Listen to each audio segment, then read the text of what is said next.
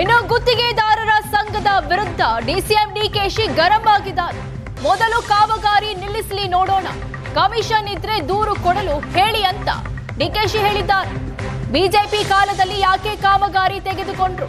BJP ಕಾಲದಲ್ಲಿ ಕೆಲಸ ತೆಗೆದುಕೊಳ್ಬೇಡಿ ಅಂತ ಹೇಳಿದ್ದೆ. ಕೆಲಸ ನಿಲ್ಲಿಸೋರು ನಿಲ್ಲಿಸ್ಲಿ, ಏನ್ ಬೇಕಾದ್ರೂ ಮಾಡ್ಲಿ ಅಂತ ಡಿಸಿಎಂ ಡಿಕೆಶಿ ಹೇಳಿದ್ದಾರೆ.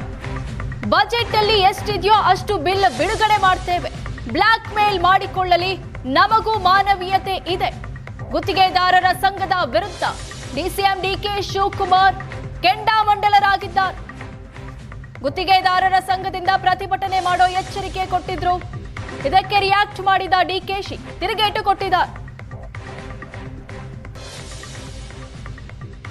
ಫೈಲ್ ಮಾಡಕ್ಕೆ ಹೇಳಿ, 38,000 ಕೇಸ್ ಮೊದಲು ನಿಲ್ಲಿಸ್ಲಿ ಕಾಮಗಾರಿನ. ಯಾರು ಹಿಂದೆ ನಾನು ಗೌರ್ಮೆಂಟಲ್ಲಿ ನಾನು ಹೇಳಿಲ್ವ, ಯಡಿಯೂರಪ್ಪನ ಗೌರ್ಮೆಂಟಲ್ಲಿ ದುಡ್ಡಿಲ್ಲ ತಗೋಬೇಡ ಅಂತಂದ್ಬಿಟ್ಟು ಯಾಕೆ ತಗೊಂಡ್ರು ದುಡ್ಡು?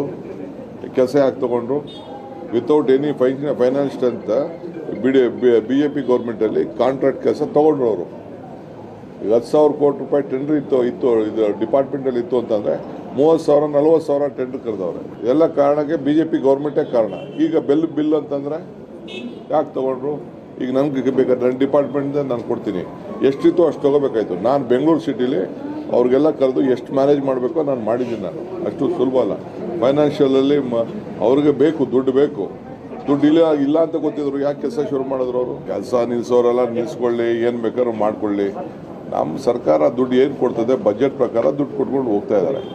ಈಗೂ ಕೊಡ್ತೀವಿ, ಎಷ್ಟು ಆಗ್ತದೋ ಕೊಡ್ತೀವಿ. ಲೋನ್ ಇದು ನೋಡೋಣ, ಬಜೆಟ್ ಎಲ್ಲ ಮುಗಿಲಿ, ಅದಾದಮೇಲೆ ಏನಾದ್ರು ಮಾಡೋಕ್ಕೆ ನಮಗೂ ಮಾನವೀಯತೆ ಇದೆ.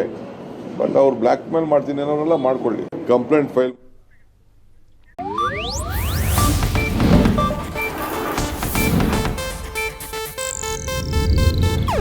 ಇದು ಏಷ್ಯಾನೆಟ್ ನ್ಯೂಸ್ ನೆಟ್ವರ್ಕ್ ಪ್ರಸ್ತುತಿ.